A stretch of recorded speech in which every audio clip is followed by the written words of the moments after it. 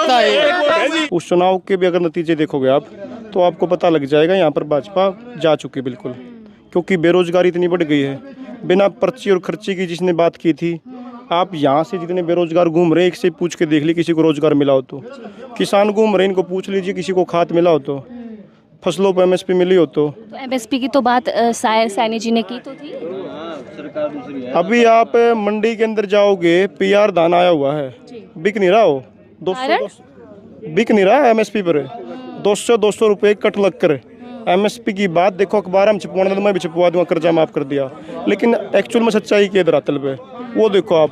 योजनाएं तो बहुत सारी आ रही हैं, लेकिन धरातल पे कोई भी लागू नहीं सरकार के। आप हरियाणा में किस तरह का बदलाव देख रहे हैं, क्या चाहते हैं आप बदलाव के रूप में? 10 साल तो फिर भी भाजपा ने दिया है ना हरियाणा को। भाजपा ने दिया क्या, नफरत दी है सिर्फ और सिर्फ। आप देखोगे तो आज ये जो लड़ाई भी हुई तो ये भाजपा के कारण ही मिलेगी आपको। भाजपा ने कभी इस जाति के नाम पे, क्षेत्र के नाम पे, धर्म के नाम पे, एक्चुअल तरक्की आधार पे जो बात करेंगे हम, बांटने का काम ही किया है। मिला क्या किसको? कुछ भी नहीं। अगर आप ये बता दीजिए मैं वोट दे रहा हूँ, मेरे को क्या मिलेगा? एक्चुअल में पूछोगे तो आप, कोई भी पार्टी हमारे लिए कुछ देने वाली है ही नहीं, सच्चाई तो है ही है। मैं किसी पार्टी की वोट दे लूँ। आज चुनाव भी शराब के नाम पर, आपने भी देखा, चुनाव आयोग दिखा खड़ा, बड़ी बड़ी भीड़ थी। एक किसान पराली फूंक दे तो प्रदूषण हो रहा है, और सभी पार्टियों के बड़े बड़े काफिले चल रहे थे, सभी पार्टी आ गई इसमें, तो वो प्रदूषण कौन था? कोड ऑफ कंडक्ट कहाँ था? दिखाई दिया? कोड ऑफ कंडक्ट जो 24 घंटे पहले लग जाती है उसकी कोई कोड ऑफ कंडक्ट जब से चुनाव आचार संहिता लग जाती है तब से लग जाती है। तो आचार संहिता के बाद भी ये सब 48 घंटे बाद तो ये होता है, चुनाव के दौरान प्रचार प्रसार नहीं कर सकते, माइक का प्रयोग नहीं कर सकते। लेकिन ये गाड़ियों का जो काफिला घूम रहा था सभी पार्टियों का, ये तो आपने देखा होगा। इम हम खेत में पराली जलावांगे, सरकार किसी की भी आज और किसी की भी चलेगी, हमारा तुरंत जुर्माना लग गया है।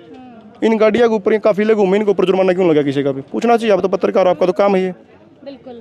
और मैं आपसे ये जानना चाहूँगी कि अभी 1 महीना पहले जिस तरीके से चुनाव की रणनीति बनी, लगातार सारी पार्टियां अपने तरफ से रैलियां की, बहुत सारी बैठक की, बहुत सारे संगठन एक साथ बैठ के काम किए, तो फिर देश में एक नाम होता है प्रधानमंत्री का। नरेंद्र मोदी ने अपने स्तर पर बहुत काम किया, बहुत रैलियाँ की, क्या उसका कुछ प्रभाव दिख रहा है हरियाणा चुनाव? नहीं, बहुत काम किए, आपके शब्द में दिखाई दिया है। कौन सा काम किया? पहले रैलियाँ की, मैंने रैलियाँ की बात। आपने ये भी कहा प्रधानमंत्री ने बहुत काम किए उसके चुनावी प्रचार में आपने ये बोला प्रधानमंत्री ने बहुत काम किया, उसका रैलियों में। यहाँ पर नरेंद्र मोदी को लोग पहले ही समझ चुके हैं, क्योंकि कहीं ना कहीं 2014 और 19 के बीच में एक उम्मीद थी। इन्होंने एक्चुअल में कुछ भर्तियां पारदर्शी तरीके से करी थी, बच्चे लगे थे, इसमें कोई दो मत नहीं। लेकिन 19 के बाद तो इन्होंने कुछ भी किया ही नहीं। मोदी से और बीजेपी सरकार से लोग उब चुके हैं। जैसे 2014 में कांग्रेस तो उब गए थे ना, ऐसे इनका भी देख लिया। आप मेरे को बता दो एक भी काम हुआ तो। और हमने ये भी बताया आने वाली जो सरकार बदलाव तो होगा, लेकिन काम हमारा फिर भी नहीं होना। उसका कारण पता क्या है? आप जैसे पत्रकार और मेरे जैसे युवक वोटर जागरूक नहीं है। हमें हमारी वोट की वैल्यू का अभी तक पता ही नहीं है। आपने वोट